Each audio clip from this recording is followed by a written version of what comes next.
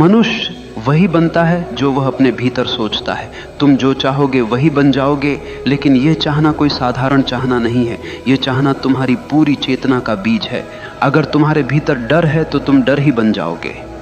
अगर तुम्हारे भीतर संदेह है तो तुम्हारा जीवन एक संदेह का जीवन होगा। अगर तुम्हारे भीतर प्रेम है तो तुम प्रेम ही बन जाओगे। ध्यान रखना, जीवन तुम्हारी इच्छाओं का प्रतिबिंब है। जैसे दर्पण में चेहरा दिखाई देता है, वैसे ही तुम्हारे विचार, तुम्हारी चाहतें तुम्हारा संसार बनाते हैं। तुम्हारे भीतर जो है वही बाहर खींच कर आता है। लोग सोचते हैं कि भाग्य कहीं बाहर से आता है। नहीं, भाग्य तुम्हारी अपनी चाह का परिणाम है। जो तुम गहराई से चाहते हो वही धीरे धीरे तुम्हारे अस्तित्व का हिस्सा बन जाता है। इसलिए अगर तुम महान बनना चाहते हो तो चाहना पर्याप्त नहीं है। उस चाह को अपने जीवन की धड़कन बना दो। उस चाह के पीछे लग जाओ जैसे कोई प्यासा रेगिस्तान में पानी खोजता है। तुम्हारी चाह जितनी गहरी होगी उतनी ही जल्दी वह तुम्हारी हकीकत बन जाएगी। पहला सत्य, विचार ही वास्तविकता का बीज है। मनुष्य हमेशा यह मानता आया है कि वास्तविकता बाहर से आती है। वह सोचता है कि किस्मत आसमान से गिरती है, अवसर समाज देता है और सफलता संयोग से मिलती है। लेकिन यह केवल एक भ्रम है। सच्चाई यह है कि वास्तविकता की जड़ें तुम्हारे भीतर हैं।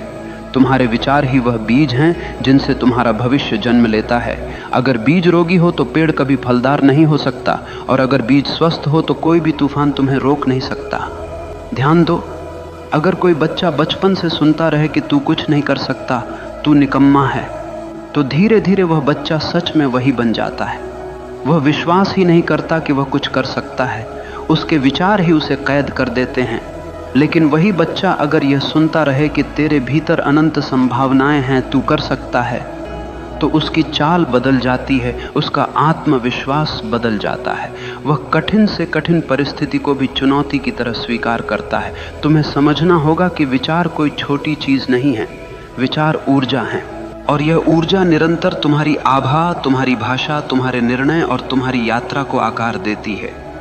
तुम्हारे विचार तुम्हें या तो कैदी बना सकते हैं या मुक्त कर सकते हैं। अगर तुम्हारे विचार संदेह, भय और हीनता से भरे हैं तो तुम चाहे कितनी भी कोशिश कर लो, तुम्हारा जीवन बार बार वहीं लौटेगा जहां से चला था। लेकिन अगर तुम्हारे विचार प्रेम, साहस और आत्मविश्वास से भरे हैं तो परिस्थितियां तुम्हारे विरुद्ध होते हुए भी तुम्हारे पक्ष में काम करने लगेंगी। मन एक चुंबक है, वह वैसा ही खींचता है जैसा वह सोचता है। अगर तुम अपने भीतर रोशनी रखोगे तो अंधेरा कितनी भी कोशिश कर ले तुम्हें डुबा नहीं पाएगा। अगर तुम अपने भीतर अंधकार पालोगे तो सूर्य भी सामने आकर तुम्हें रोशन नहीं कर पाएगा। याद रखो, तुम्हारे विचार ही तुम्हारे भाग्य के निर्माता हैं, और भाग्य बाहर कहीं नहीं है, वह हर पल तुम्हारे मन में बुना जा रहा है। इसलिए सबसे पहला कदम है अपने विचारों को पहचानो। हर नकारात्मक विचार को पकड़ो और देखो कि वह तुम्हें कहां ले जाएगा, और फिर उसे छोड़ दो। हर सकारात्मक विचार को पोषित करो, क्योंकि वही तुम्हें वहां ले जाएगा जहां तुम जाना चाहते हो। विचार बदलो तो जीवन बदल जाएगा।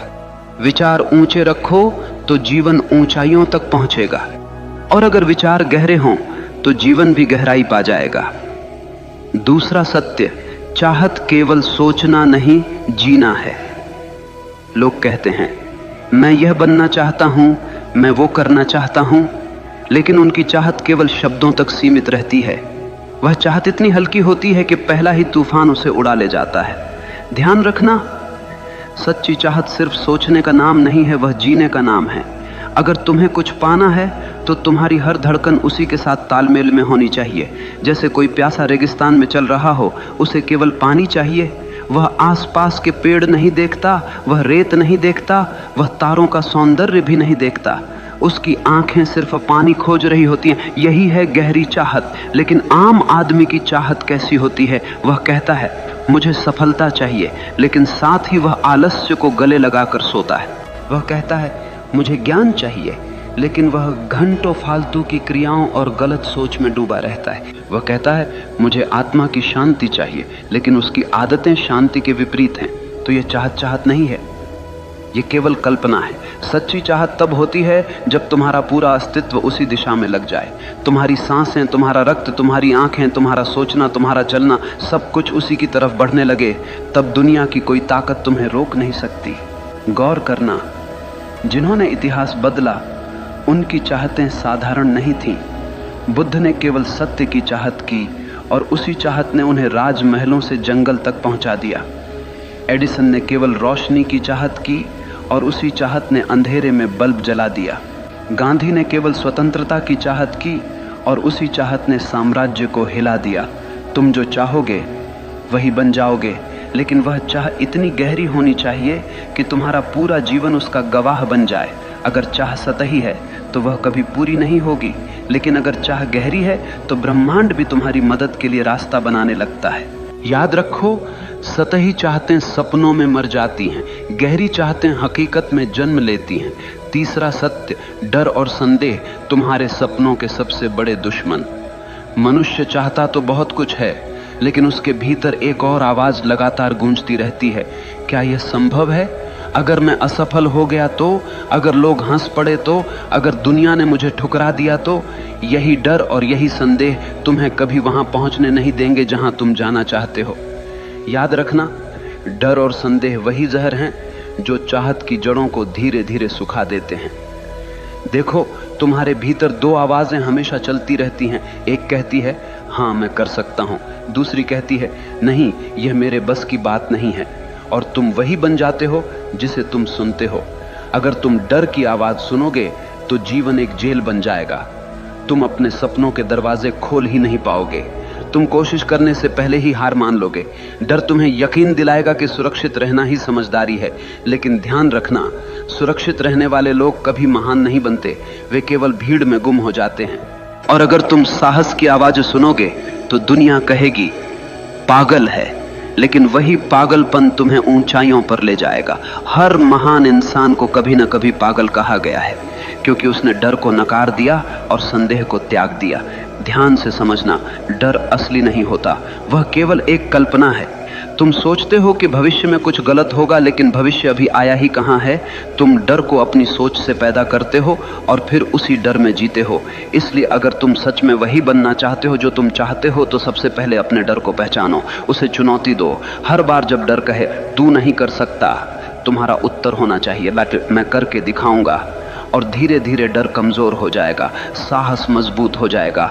याद रखना, डर तुम्हें कैद करता है, साहस तुम्हें मुक्त करता है। जो इंसान अपने डर से ऊपर उठ गया, वह चाहे कुछ भी चाह ले पूरा करके रहेगा, क्योंकि अब उसके रास्ते में कोई रुकावट नहीं है।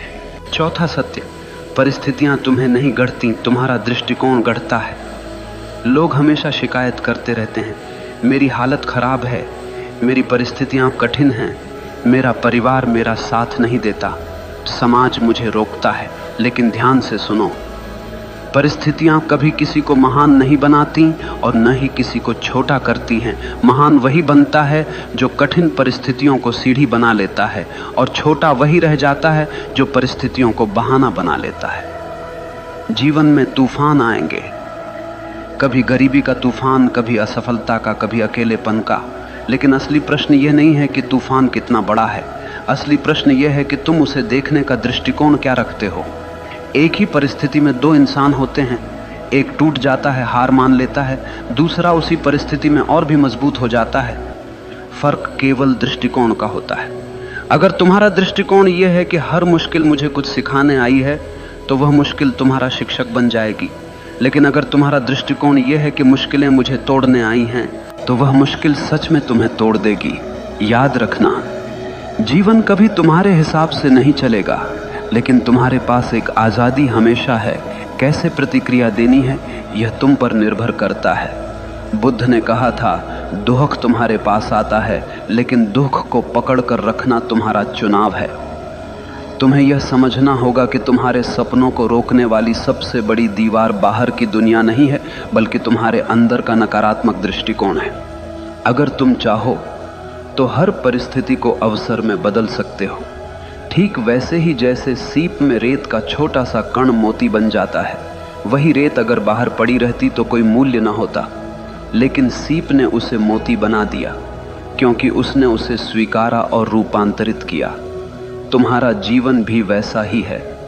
परिस्थितियां रेत के दाने हैं, अगर तुम उन्हें सही दृष्टिकोण से पकड़ोगे तो वही मोती बन जाएंगे।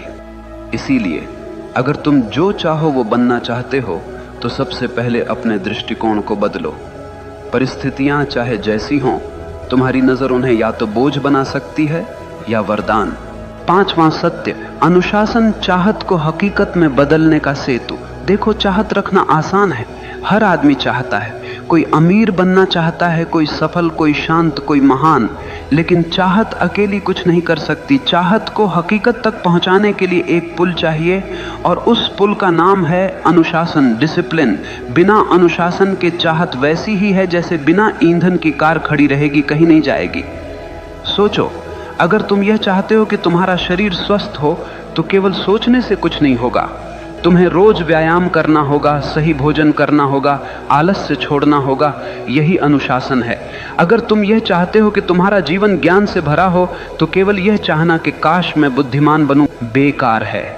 तुम्हें किताबें पढ़नी होंगी, ध्यान करना होगा, अपने भीतर प्रश्नों को गहराई से देखना होगा। यही अनुशासन है। याद रखना, चाहत बीज है और अनुशासन उसका पानी। बीज कितना भी महान क्यों न हो, अगर उसे पानी न मिले तो वह सूख जाएगा। ठीक वैसे ही तुम्हारी चाहतें बिना अनुशासन के मर जाती हैं। आज दुनिया में लाखों लोग सपने देखते हैं, लेकिन केवल वही लोग सफल होते हैं जिनके पास अनुशासन है, क्योंकि सपनों को हकीकत तक पहुंचाने का काम केवल अनुशासन ही करता है। और अनुशासन कोई कैद नहीं है, अनुशासन तो आज़ादी है। आज़ादी इस बात की कि तुम अपने ही आलस्य, अपनी ही कमजोरियों और अपने ही डर से मुक्त हो जाओ। देखो, एक नदी जब तक बह रही है वह जीवन देती है, लेकिन वही नदी अगर बिखर जाए, फैल जाए तो केवल कीचड़ बन जाती है। अनुशासन नदी के किनारों जैसा है, जो तुम्हारी ऊर्जा को दिशा देता है, गहराई देता है और तुम्हें तुम्हारे मंजिल तक ले जाता है। इसलिए अगर तुम सच में वही बनना चाहते हो जो तुम चाहते हो तो केवल चाहने से कुछ नहीं होगा। तुम्हें अपने जीवन में अनुशासन की आग जलानी होगी। हर दिन, हर क्षण अपने लक्ष्य के लिए समर्पित होना होगा। और जब चाहत और अनुशासन मिलते हैं तो चमत्कार होता है। तब मनुष्य वही बनता है जो वह चाहता है।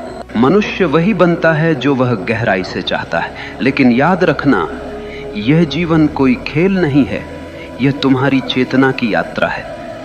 अगर तुम अपने भीतर नीच विचार रखोगे तो तुम जीवन को नरक बना लोगे, और अगर तुम अपने भीतर ऊंचे विचार, गहरी चाहत और अनुशासन रखोगे तो यही जीवन तुम्हें स्वर्ग बना देगा। सवाल ये नहीं है कि दुनिया तुम्हारे खिलाफ है या साथ में है, सवाल ये है कि तुम अपने साथ हो या नहीं।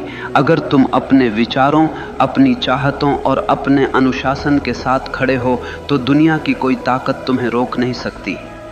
याद रखना, भाग्य बाहर से नहीं आता, भाग्य तुम्हारे भीतर से जन्म लेता है। जैसे तुम सोचते हो, जैसे तुम चाहते हो, जैसे तुम जीते हो, वही तुम्हारा भविष्य बनता है।